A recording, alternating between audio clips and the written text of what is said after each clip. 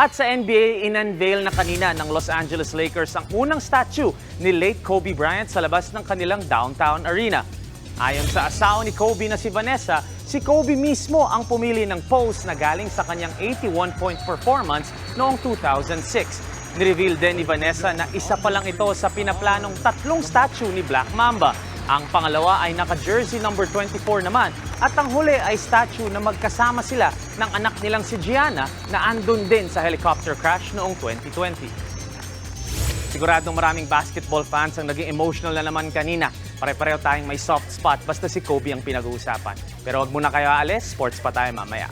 What's up mga kapatid, it's your sports tito Mike Reyes. Huwag magpahuli sa mga umaaksyong bakbakan at harapan sa loob at labas ng bansa. Para sa mga pandiin ng sports news, mag-follow at mag-subscribe sa social media pages ng News 5. Peace and love.